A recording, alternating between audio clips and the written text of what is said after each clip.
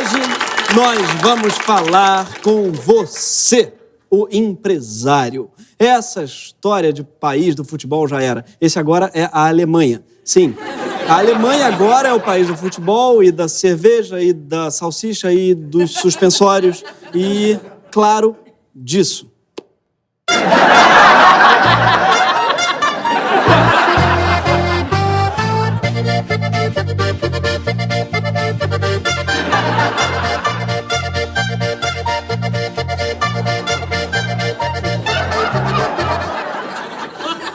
Ainda bem que eu mostrei depois. Esse cara deve transar muito. Eu acho que todos nós pensamos a mesma coisa. Tipo, a gente pensava que baixista não transava. Olha só. Imagina esse cara num luau. Que delícia. Ó, cheguei. Querem ouvir um Legião Urbana? Agarrou aqui. Bom, se a Alemanha é o país da buzina, o que é que sobra pra gente? Bem, o Brasil, quem diria, é o país dos empresários. É sério. Saiu uma pesquisa no mês passado, feita a partir de milhares de entrevistas em 65 países do mundo, que descobriu que o nosso país, o Brasil, tem 48 milhões de empresários. Para você ter uma ideia de quanto isso é muito, nos Estados Unidos, a terra do empreendedorismo, tem só 27 milhões de empresários, quase a metade. Tem muito empresário no Brasil e esse número não para de crescer, ele dobrou nos últimos anos. Mais do que 1 a cada 3 brasileiros tem a mesma profissão que o Ike Batista e esperam ter um destino melhor que o dele. Aliás, segundo os dados oficiais, tem mais patrão do que empregado nesse país. São 48 milhões de empresários contra só 38 milhões de trabalhadores com carteira assinada. E o maior sonho do brasileiro é ser chefe, é ser patrão, não é? Eu sou patrão, não funcionário, meu estilo te incomoda. Só pego as melhores e ando sempre na moda. E botar uma moda boa, vamos curtir a noite de patroa. Azar os vai beijar na boca, aproveitar a noite e ficar louca. Tapa, tapa, tapa, patrão, tapa, tapa, tapa, patrão. Tênis, Nike, shorts, bermuda da Oakley, camisa da Oakley, olha a situação. A música é boa, mas não sei, tá faltando alguma coisa. O que será? Eu acho que é... Patrão. Fica melhor? Acho que é bem melhor. Não sei. Desculpa. Mentira. O Brasil é um país de patrão, então eles realizaram todos os sonhos, não é? Mas se vocês acham que ser patrão é andar de carro importado e usar óculos que reflete, você está muito enganado. 70% dos empresários brasileiros faturam, em média, não mais que 3 salários mínimos por mês, R$ 2.800. Na verdade, R$ 2.800 é quando as coisas vão bem. Metade dos empresários brasileiros eles não conseguem fazer nem R$ 1.000 por mês com seus negócios, que não dá nem um salário mínimo.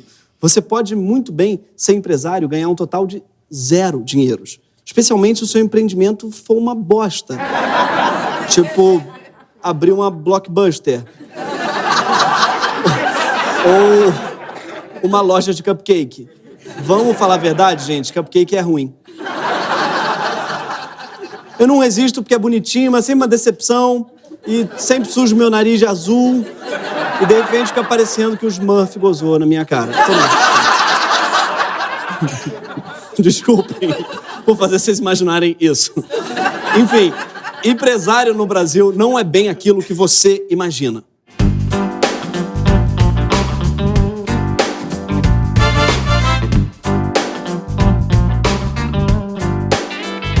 They say money won't make you happy. Love can make you sad. Money keeps me feeling good when love is turning bad. And it's all A grande maioria dos empresários no Brasil não usa terno e gravata e nem gravou um disco em inglês fazendo um trocadilho com o próprio nome, chamado Just Us. Sim, isso aconteceu. Just Us. São músicas em inglês cantadas pelo próprio Justus. Foi o pior trocadilho com o próprio nome desde o stand-up do meu amigo Marcos Veras, cujo nome é Falando a Veras. Ou do meu amigo Fábio Rabin, cujo show se chama Ha Ha Rabin. Isso é o que eu chamo de precarização do humor.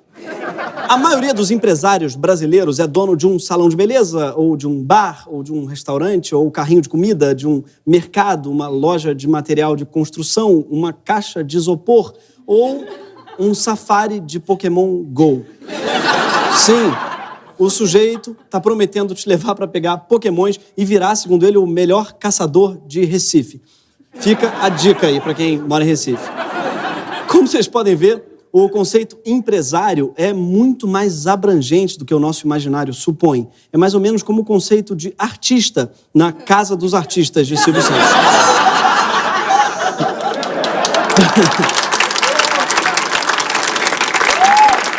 Pro Silvio Santos, não existem 7 artes, existem umas 30, incluindo aí o jiu-jitsu, personal training e seja lá qual for a profissão do Marco Mastronelli. Também não lembrava dele. Mais de 40% desses empresários são o que a gente chama de empreendedores por necessidade, que é um eufemismo para empreendedores por desespero. Eles não empreenderam porque eles viram uma oportunidade, mas porque eles não tinham emprego. Eles precisavam o quê? Se virar. As outras opções eram a igreja, a Cracolândia ou o teatro contemporâneo. Enfim, não é bem um empresariado que a gente tem no Brasil, é mais um imprecariado. Obrigado pelo trocadilho, Marcos Veras. Eu tô achando que eu vou entrar nessa onda, abrir uma startup para a empresa de trocadilhos, a Trocadap. Enfim, trocadilhos são uma espécie de cupcake do humor. Esses 48 milhões de empresários brasileiros, eles incluem também uma turma grande, o pessoal que abriu uma pessoa jurídica para levar uma vida de empregado dentro de outra pessoa jurídica. É o famoso Inception da PJ, é o pejotizado, também conhecido como terceirizado, também conhecido como freela, também conhecido como publicitário, jornalista, designer, redator de humor. Com as novas leis que o Congresso está aprovando agora, fica cada vez mais fácil pejotizar. Ou seja, o Brasil vai ter cada vez menos empregado e mais precário. Mas talvez o exemplo mais interessante desses novos empresários seja o motorista do Uber. Aquele cara que segue o Waze independente do que o Waze diz. Em 100 metros se jogue do penhasco. Não, amigo, acho que é melhor ir pelo Rebouças, não sei. Não, porque aqui está dizendo que o penhasco está livre ali na penhasco. Os motoristas do Uber são, tecnicamente, empresários. Por quê? Porque eles são donos dos meios de produção, diria o barbudo. O carro que eles dirigem, em geral, é deles, geralmente comprado à prestação. O celular no qual o aplicativo roda é deles, geralmente comprado à prestação. E as balas que eles distribuem também são deles, geralmente compradas à prestação. Falando nisso, sugestão aos motoristas de Uber: não distribuam serenata de amor, além de cara, a receita não é original nem produzida no Espírito Santo. Hashtag volta serenata. Para Uber, o motorista não é um funcionário. Não, o motorista é um parceiro. The top reason that drivers love partnering with Uber is because of the flexible schedule. Since the Uber system is constantly on 24 hours a day, you have the ability to go on and offline as often as you'd like. Claro, é uma parceria mesmo e super justa. Você providencia o carro, o combustível, o seguro, o celular, a mão de obra, e eles inventaram um algoritmo uma vez em 2009. Esse vídeo, feito por um motorista que pegou uma corrida com o CEO da Uber, mostra todo o amor que existe entre esses parceiros. We started with $20. You know what? How much is the mile now? $2.75? You know what? What? Some people don't like to take responsibility for I their take own shit. responsibility. They blame everything But in why their you life on sending somebody an email else. for town car? Good luck. Tadinho, o dono da Uber deve ter uma avaliação pior que a sua. Fora, deve ser muito legal você poder dar uma estrela só pro seu chefe, né? Assim. Tadinho, o cara só deve conseguir pegar a Cabify. Não posso, o meu Uber tá vindo. Não sei se deu para entender, mas o motorista tá reclamando de uma prática muito comum da Uber, que é entrar numa nova cidade pagando bem para atrair toda a força de trabalho e depois baixar as tarifas repassadas dos motoristas de uma hora para outra, para que você se foda para pagar as prestações do seu Corolla 2017 Banco de Couro, que era para ganhar Uber Black. Para piorar a vida de quem quer ser seu próprio chefe, é muito difícil empreender no Brasil. Tem muito pouco incentivo fiscal, a burocracia é de enlouquecer. Abrir uma empresa no Brasil leva, em média, 79 dias. É mais fácil abrir uma igreja, já que você não paga imposto e não precisa confirmar a renda, a residência ou a existência de Deus. Eu não sei vocês, mas eu sou a favor de que para abrir uma igreja só com firma reconhecida de Deus e nada consta, e antecedentes criminais dele também. Porque o Deus do Antigo Testamento, por exemplo, tá com a ficha mega suja. Amigo, desculpa, é que tá escrito aqui que você obrigou um pai a matar um filho para provar que ele te amava. Matou uma população inteira, não. Enfim, além da dificuldade de burocracia, também é muito difícil inovar no nosso país. E não é só por falta de criatividade, não. Aliás, não tem nada a ver com isso. Porque, afinal, somos um país que tem uma loja que conserta celulares que se chama Papai do Céu. Isso é real. O problema essencial é que é difícil inovar quando você está na corda bamba. Culturas empresariais inovadoras, como a do Vale do Silício, se permitem errar muito e aprender muito com os erros. Mais ou menos como o Nicolas Cage, tirando a parte de aprender muito com os erros. Pô, Nicolas Cage, Motoqueiro Fantasma 2. No Vale do Silício, 90% das novas empresas dão errado. E quase todos os empresários de sucesso fracassaram antes de tirar a sorte grande. Aliás, os investidores lá preferem colocar dinheiro em quem já se deu mal antes. Como diz Jesus, quem nunca errou ainda vai se fuder muito. Aqui no Brasil, com a precariedade, se alguém tem um fracasso, o normal é não se levantar nunca mais. Além disso, inovação exige gente muito bem preparada. E nosso sistema de educação deixa muito a desejar. 73% dos estudantes terminam a escola falando mal a língua portuguesa. Terminam ou terminam? Terminam. Enfim, absurdo. 90% chegam ao final do ensino médio sem ter aprendido o suficiente de matemática. Ou seja, só sobram 20% que aprenderam. É bizarro. Para completar, o investimento em pesquisa científica não para de cair. Enfim, os imprecários só se ferram. E o Brasil, cada vez mais, é o país deles. Isso é um problema grave para a nossa democracia, porque a gente está falando de uma população enorme que não está sendo representada por ninguém.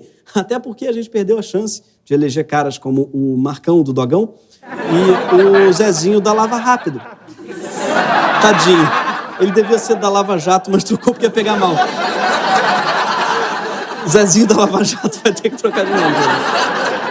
Apesar da ausência de Marcão e Zezinho, a chamada bancada dos empresários é a maior do Congresso, com 251 deputados e senadores.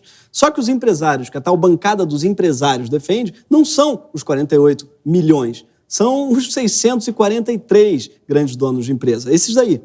São eles que fizeram 70% das doações para políticos, que devem ter aprendido com suas mães que presente é para retribuir.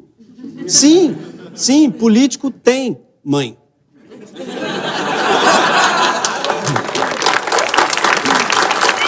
E os políticos tratam com puta respeito esses 643 empresários doadores. Se algum deles, inclusive, quiser, pode ser atendido no porão do palácio na calada da noite.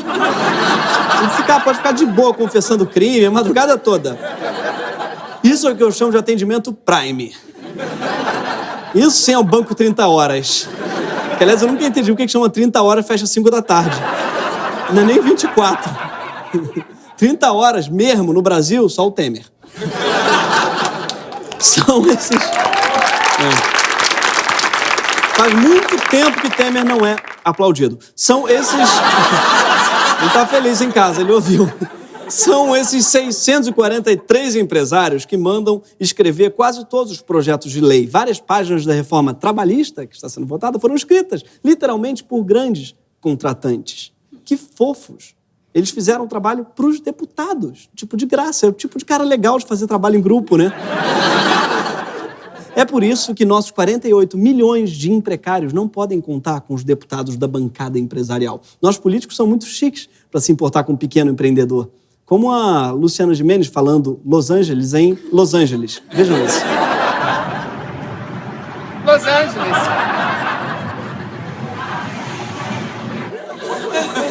Esses vídeos sempre me fazem pensar como é que eles foram feitos. Tipo, imagina o Luciano Gimenez em Los Angeles, dando pro assistente, ó, você fica me filmando, tá? Que eu vou passar, quando eu chegar perto da lente, eu vou falar Los Angeles com ar de desprezo, e aí eu vou continuar andando, aí você me encontra lá na esquerda.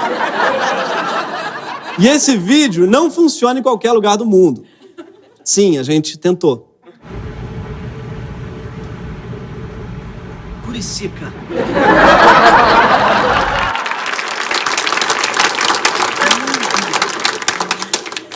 Os imprecários também não se sentem representados pelos partidos de esquerda, porque eles são majoritariamente trabalhistas. A base de apoio deles são sindicatos, não existe um sindicato dos freela. Para a parte da esquerda tradicional, o trabalhador merece direitos, mas só o trabalhador. O patrão é um grande vilão que só quer saber de explorar o trabalhador e que fica bem complicado a teoria quando o trabalhador é patrão de si mesmo. Por essa lógica, o patrão de si mesmo fica mais ou menos igual ao Steve Martin, naquele filme, não sei se vocês lembram. Solta! Solta minha mão, seu bruto! Eu não solto!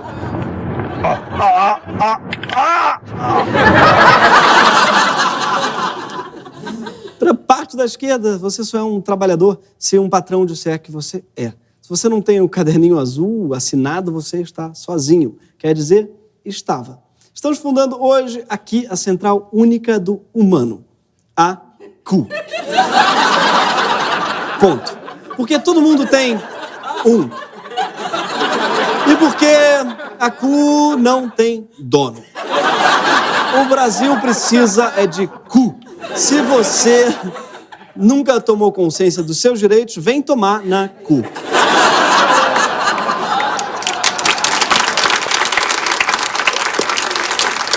Na próxima manifestação contra a corrupção, contra a precariedade, contra o Temer, leve a sua bandeira da CU. Pode ser precária, a gente entende, claro. A gente entende, aliás, se você, no dia da manifestação, você não puder ir porque apareceu uma corrida no celular. Ou porque tem um cliente pedindo uma refação. Ou porque você está em posição fetal na cama pensando nas palavras plano de saúde. Como dizia o barbudo, imprecários do mundo, univos. Quem tem cu não tem medo. E agora, com vocês agora, os maravilhosos candidatos apoiados pela CU para as próximas eleições. Roda VT. Vote 3376 de J. Marcela. Eu tô de saco cheio de gente me pedindo 3 horas da manhã pra tocar a Lady Gaga. Vote 338, Fernando Uber. Porque parceria é o caralho. Tarifa mais justa pro motorista. A extinção das barinhas. E um seguro em caso de acidente de trabalho. Vote 3305, Santiago Designer.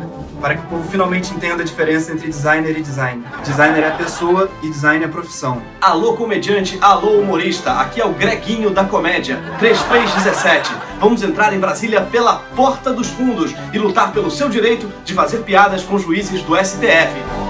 E esse foi o Greg News, toda sexta-feira às 10 da noite na HBO.